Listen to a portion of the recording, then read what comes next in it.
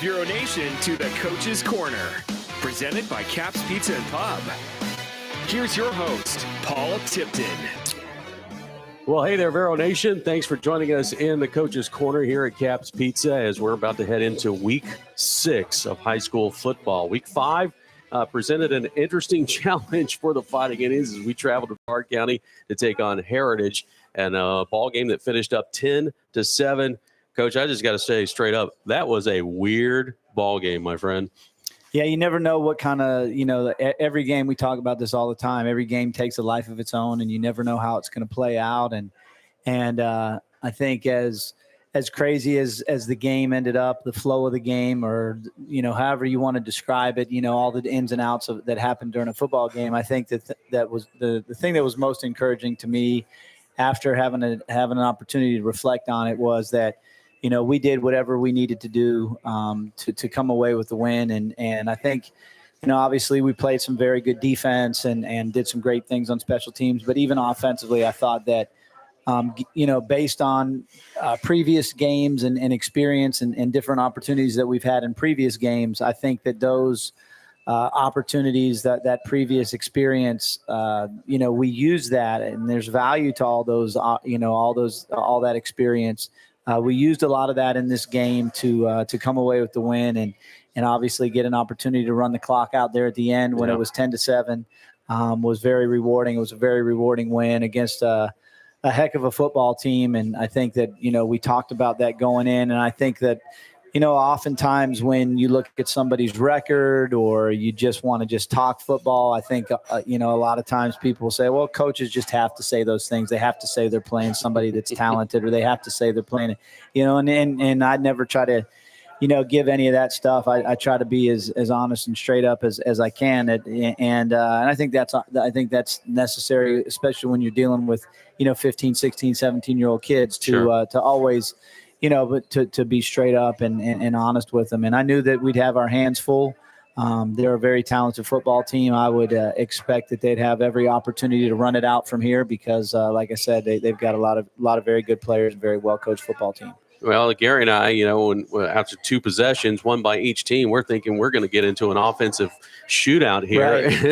And it just kind of stalled from there. And we were just kind of at halftime, we're like going, wow, I just didn't really see this going. We thought we were going to see a lot of points on the board, but it wasn't the case.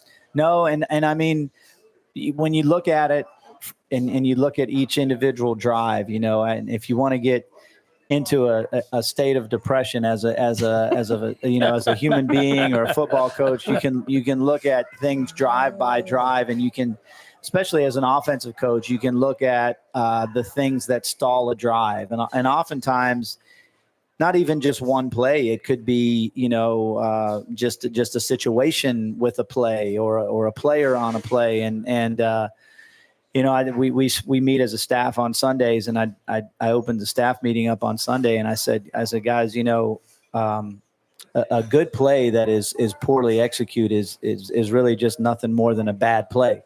So we need to stop talking about good plays that were poorly executed or mistakes that we made because it at the end of the day, it's just a bad play. And so.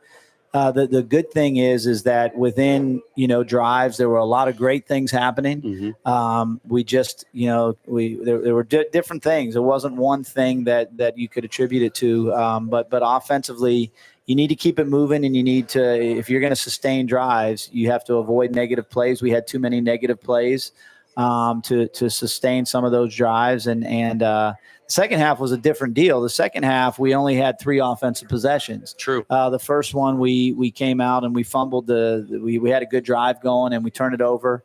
Then the second drive, we started at our -3, mm-hmm. and we were able to do what we needed to do to get it out of there and punt and flip the field a little bit. And then the third drive, we ran the clock out. So in the middle of all that, we still had, plenty of things that we could talk about on this show that happened. But it was an interesting game. Like I said, we were very, very, very excited to come away with the win. Obviously, in some ways fortunate as well. Coach, as an announcer, you're looking down, you're watching the game, and you see things that are happening, and you think, well, that could be one of those things you talk about could ruin a play. We had a lot of bad snaps. When I say low snaps, I don't mean bad, but low. Looked like a lot of time that took the quarterback. He had to drop his head, and when he came back up, it looked like he was out of rhythm, or he couldn't find his rhythm or find his progression because of the inability then, because he couldn't keep his head up to find the field. How much do you think that bothered you? Well, I think that has a lot to do with it. I think that's a great point. Sometimes you take a lot of things for granted, and when you're in a shotgun, back when I don't need to give anybody a history lesson on football, but when the shotgun first, came about, quarterback stood at about 7 yards, and you always had to deal with snap issues and things like that. And, as it evolved, and you've seen, just about every team and at every level now from high school on up has some version of the shotgun. I remember when it first came out and they said, it would never do that in the NFL because the D linemen run too fast and all that. Now you see it, and so, but the quarterbacks have moved up and their heels are usually at 5 yards or 4.5 yards. So it kind of takes away that issue with snap problems. So you take some of that for granted. But the other night we had some issues. And if it's not where it needs to be, oftentimes, right at the quarterback's chest, then it can mess your rhythm up, as you mentioned. Obviously, the quarterback's got to take his eyes down and deal with making sure that happens. It can mess up your timing with the running back and the mesh point with the running back. So it goofs up a lot of things, and it was unfortunate. We did, and sometimes when that thing goes south. And it's almost like, in some other sports where a basketball player is having a hard time with a free throw, or a second baseman can't get the ball to first base, you can get into a little bit of a funk. And I think we got into a little bit of a funk the other night. We were able to get it back. And as I told our guys, when it was most critical, we had it where we needed to be, and we were able to run the game out. It seemed like Heritage defensively wanted to really do their part to try to take away your passing game. So you had to rely more on the running game, and you got enough yards out of that between your quarterback and your running back to put at least one good drive together to get a score, but also take time off the clock and move the chains. Yeah, it was probably not what our fans are used to seeing, and like I said, I was talking to Champ, our quarterback, after the game, and I said, we're talking about, the run pass distribution and the overall offensive stats. And we talk about, 3 very important quarterback stats that I believe. And the very first one is winning. The number one stat for a quarterback is winning the game. There's oftentimes that you have to figure out as the quarterback what we have to do to win the game. And I think what Champ did the other night, taking the game over in his hands. Obviously, there's a lot of guys that are helping that happen, but as the quarterback, you got to do whatever it takes to win the game. And then there are a couple others that we can talk about if you guys are really interested. But that's the number one. That's the number one stat, and we were able to get that done and accomplish that. And so we've got that one behind us, and we got this one ahead of us, right? Yeah, that's for sure, Coach. It seems like whenever we travel to Brevard, something weird happens on a punt. Yeah. What's up with that? Well, the situation as it happened, for those who didn't get an opportunity to go to the game or watch the YouTube version, we were again getting the ball back, and in this case, we had a blocked punt or a low punt that hit one of their guys, and we recover it, and one of our players, instinctually picks the ball up, and I don't know where we're at, inside the 20, inside the 10, somewhere in there in their territory. And, we're going to get great field position, and we're very excited about that. And instead, he ends up fumbling the ball, and there's controversy and discussion and all those things that happen in a funky kind of play. And they ended up getting possession back, recovering that fumble, and that's what again kind of prolonged those drives and ate the clock up, and like I said, we missed out on a possession there for sure. Defensively, I felt like our guys did a really good job. They spent a lot of time on the field, but they only gave up one big play in the course of that ball game. Yeah, and I, play wise, they really didn't spend a lot of time on the field. I think we graded like True. 32 defensive plays or something like that, and so that's a really low number.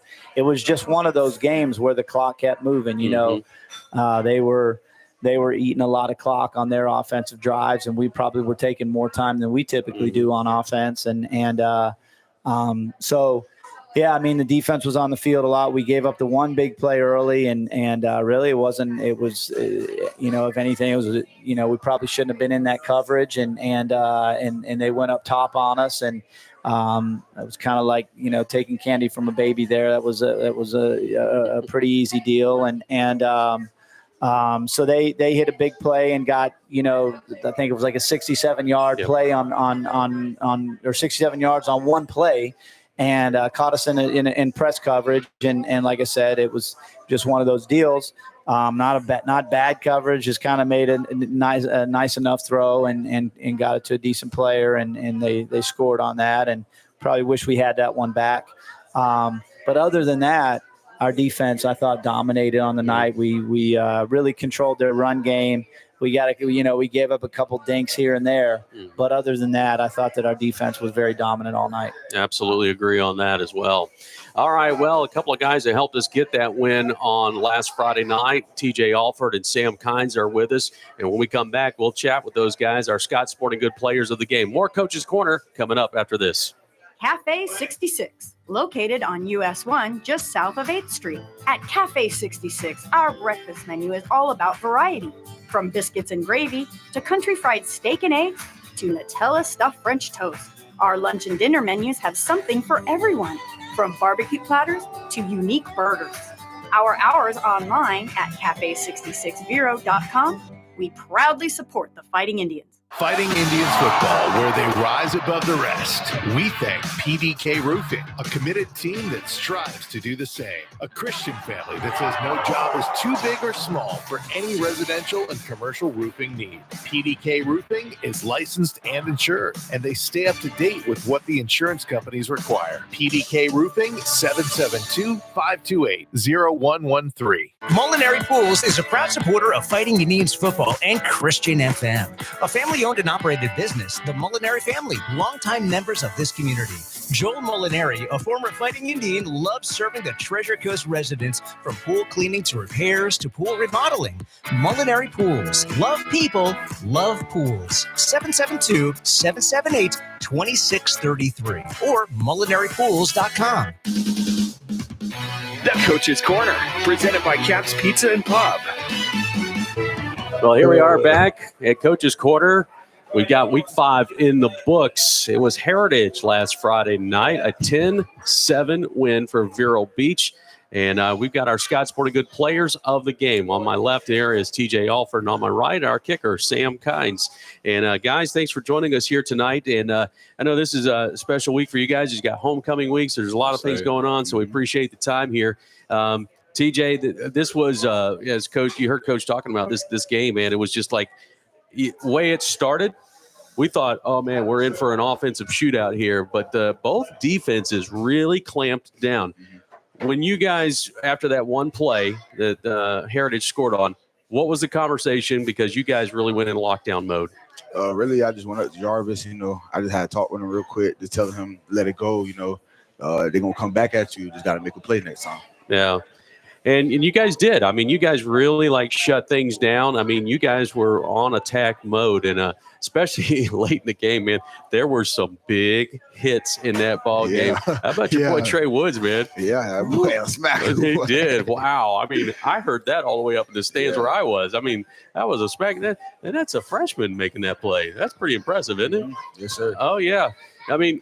Now, obviously, we got a penalty on that play. I don't want to get into it. And I agree with you. I mean, as Vero fans, we're always going to think, that should have been a play. Yeah. Obviously, the refs don't get the advantage of seeing replay. Mm-hmm. And so, okay, we'll give them a little bit of pass. And then, of course, there was another one later on that really wasn't a penalty at all. Yeah. But in spite of that, I mean, you guys were on the field. I mean, we were just talking about this. So you had – play-wise, it wasn't as many, but you spent a lot of time on the field. Yes, Did you guys ever start to feel it a little bit, or you guys just felt amped up the whole time? How was it going? I don't really think that we felt it too much because prior games we were on the field a lot of times and we felt it then. So when we went to practice, Coach Beal was on the sideline doing sprints and stuff.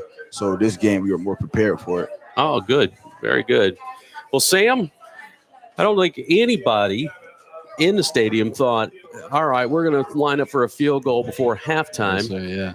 I mean, we'll talk about the make here in just a second, but I don't think anybody was thinking that was going to be the last score of the ball game. Yes, sir, I know. That early in the ball game, that was pretty crazy, Yes, wasn't sir, it? Yeah, it was. I was not expecting that. It was. But were you surprised when your number got called there just before halftime? Not necessarily. I knew it was a fourth down, and I knew, I trust myself, my capabilities. Props to Coach Jay for trusting me. Yeah. But it all worked out. And well, I think 36 yards is kind of your sweet spot, man. You're yes, 2 for 2. 2 for 2, 36. Yes, sir. Yeah. That was pretty cool. Yeah. I mean, obviously, there's a lot that goes into, setting up for a field goal because you got to have the snap, you got to Yes, have sir. the hole, Yeah. and then finally the kick. Yes, and sir. I know you guys work hard on that, but is there anything in particular you guys talk about before you go out and try a field goal? Honestly, not necessarily. Parker Banzoff, he holds perfect. I couldn't ask for a better holder. Every time, it's perfect. And Ryan snapped it perfectly. It all just executed greatly. They made it easy. All I had to do was kick the ball. Yeah, absolutely, man. You've been dealing with an injury, and Yes, it looks sir, like, you got some time off Yes, sir. from the previous game against Centennial. It looks like that was a good call. It paid off. Yeah, throughout the season, the past month or so, I've been kicking with a hurt groin. And so, I've had, I think, a few missed kicks, and it's just hard to stay consistent. Now that I'm back healthy, it's, I can practice again. And it's just, it's good to be back healthy. All right. Dare I ask, what's the range? The range? Yeah. Last week, me and Parker went back farther than we had, and we had a 50-yarder. Oh, Yes, nice. All right. Well, we'll see. I know Coach Jay doesn't particularly like to make that call, but it's good to know we got that in our hip pocket if we need it. So, all right, guys. Well, we've obviously got a big game coming up this week. It's a district game. Those are the super important games. TJ, what do you know about Fort Pierce Central right now? I know a lot about that because that's the school I'm zoned for. Yeah. So I stay around that area. I'm supposed to go there. So I know a lot of the cats over there. They talking a lot of noise. I don't remember the last time Fort Pierce Central beat Vero Beach, but hey, okay. Well, I can tell you when. It was 2013, was the last time that Central beat Vero Beach. So 11 years ago? Correct. Yeah. So, yeah. Be 12 after Yeah, we that. got to get that going. I love it. Sam, anything when you look at, do you study film on the opponent? The only film I watched as a kicker, honestly. Yeah. Other than that, there's not much film you can watch as a kicker besides, how quick they get to you. Mhm. That's the only thing I really watch defensive wise is how quick, how much time I'll have to get the ball up. Gotcha. Yeah. Yes, sir. Awesome, guys. Well, I know this is going to be a fun week for you guys, and hope you guys can enjoy it, and look forward to seeing you guys on Friday night. Thanks, sir. All right, TJ Alfer, Sam Kynes. We'll be back right after this. Tell Coach J to put me on Comfort offense. Zone AC and Heating of Vero Beach has been servicing Indian River County for over 40 years, using only certified technicians. As a Christian, family, and veteran-owned and operated business, they offer comprehensive air conditioning, heating, and indoor air quality solutions to their clients. Online at ComfortZoneACNow.com. Proud supporters of Fighting Indians. Gino's Nutrition Shop carries a wide selection of safe supplements for athletes no matter their age, especially regular gym goers. I'm Gino, and we love supporting the Fighting Indians. Our supplements work for muscle recovery, hydration, focus, immunity health, along with grab-and-go meals. At Gino's Nutrition Shop in Miracle Mile, our customers are family. She's a proud Vero Beach High School graduate and is now caring for the health of children in our community.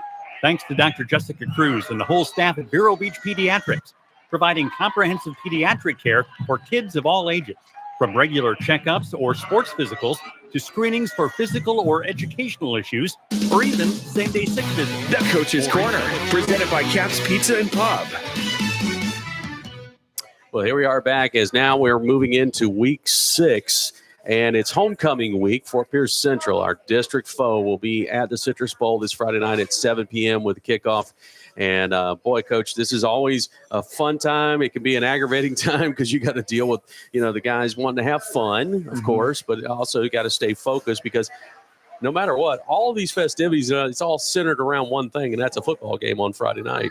Yeah, we just had that conversation after Monday's practice that, and one of the really cool things about Vero Beach High School is that, our student athletes, whether they're football players, whatever sport they're involved with, they're very, very active on our campus. They get involved with just about everything. They're very visible. They're some of our best kids, whether it's in the classroom, on the field, on the court, wherever they may be. They make us, very proud. And so you can certainly, as an educator, you can appreciate their involvement. But the coaching side of it does get you a little, the anxiousness of, okay, well, let's make sure we understand where our priorities are at and make sure that, yes, let's be involved, let's have fun, but also make sure during the 120 minutes that we're out here for practice that it's priority number one, and we get the work in that we need to do. I'm not sure who the master scheduler was for this football schedule, but it's probably not the wisest thing in the world to have a district district rival schedule for your homecoming game, but that's what we've got going, so we'll deal with it. And more than anything, whether it's homecoming, whether we, and I know that it's a big part of our show to recap what happened Friday night, this past Friday night. But all along, throughout the season, we've given ourselves an opportunity to, whether it be get some things corrected, enjoy the win, deal with the loss, whatever it's been, to put that to bed, and then to try to keep our eyes on the road and stay fully focused with the mindset of being 1-0 after this Friday night. So that's got to be our goal. The importance, the significance of this game is what it is, and like I said, more than anything, regardless of who we're playing, we've got to continue to improve as a football team and do the things a little bit better in all three phases.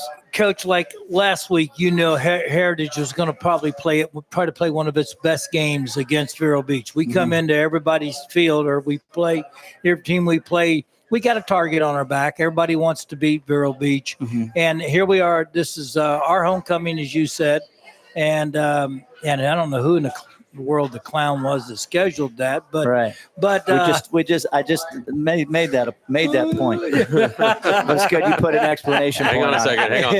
Oh, can I get Coach Jay? All right, thanks. Yeah. I was having a little fun with there, but this again is being a district game, and again coming into the stadium is so important for both teams. Right. And as a coach, I know you got all the other stuff on the side, your staff and everything. Preparation for a game like this. Is it anything different? I mean, you're playing a different style team possibly, or is there anything that you do and your staff does different on a week like this? Yeah, I think when you talk about doing a little bit more, doing a little bit extra, whatever it may be. I mean, we want to be as close to routine as we can. But as I talk to our players, on a fairly regular basis, when you have a game like this, and there's a little bit more riding, then you hope that you got whatever it is. If it's just a little bit more mental capacity, as far as your mental approach, whether it's a little bit more in the effort category, effort department, you hope that when Friday night comes around, you have whatever that is. And I've been asked before, well, if you're demanding that your players give max effort each and every play, then how can it be that when games are a little bit more critical, they're able to? But I don't know, when you listen to the guys like, Michael Jordan and all those guys, in playing with, playoff mindset or playoff mentality, there's always a little something. There's a little something in there. And I think in these types of games, you prepare, you go through your routine, and then you just hope that when Friday night rolls around, that your players are focused and you've done enough during the week to, ease some of that anxiety and some of the natural butterflies, because as we say, the better prepared you are, the less of that you deal with. And so those are just the goals, each and every week. But again, there's There's no denying that the district games, and this one in particular is important to us, and it needs to be. But you've been punched. You've you've played great competition. I mean, you've played the toughest schedule that since we've been knowing each other that you've made this year for your team because of teams trying to play. It's hard to get games, right. And so you end up playing. But you played some of the best teams in the state of Florida, and to me that molds. That makes you like, hey, I've been hit hard. Right. I don't know if anybody can hit harder than Homestead, or anybody can hit harder than Buholtz or Galley or whatever it may be. But to me, those games mold a lot of character and mold a team together. I mean, there's definitely value to it when if it's handled the right way. Obviously, I think we've talked about that each and every week. That if you handle it the right way, I mean, losses don't taste good. They're not fun to go through, and if we had a chance to change, you're always looking to come out on top. But when you go through a situation where you whatever it is, as they say, you're battle tested. We're battle tested. We've been through some games that we've experienced a lot of different situations, and so like I said, when handled the right way, and I think our players have kept it together. I think each and every week we've seen improvement in all different phases, and that's got to be the goal going forward. Coach, the Cobras last year only won 2 games. This is a totally different team this year. No doubt. Yeah, so they're 4-1. They're coming in. How do you feel about them? Yeah. They I think they're coming coming into this with a 4-game win streak. They lost a close one in their first game. Obviously, I know a bunch of guys on their staff, and they do a great job. They work really hard at it. They've got talented players, and so we'll and as Gary said, we're going to get their best effort, and we know that going into it. And so we've got to be prepared for that. And I think, like I said, our guys will be up to the challenge. We know that this week of preparation is important. We know that there also may be some obstacles with that, with some of the stuff that Mother Nature has in store for us. And so like I said, we'll try to control the controllables and deal with what we can control. And up to this point, it's been pretty nice. And so hopefully we'll keep it rolling. All right, folks. Well, week 6 is almost upon us here this Friday night at the Citrus Bowl. If you haven't gotten your tickets yet, please get your tickets and join us there at the Citrus Bowl. Kickoff is at 7 o'clock. Our coverage will begin with our pregame show, Countdown to Kickoff, presented by Cap's Pizza at 6 p.m. Thanks for joining us. For Gary Parrish, Lenny Jankowski, I'm Paul Tipton. As always, go Indians. Thanks for watching the Coach's Corner, presented by Cap's Pizza and Pub.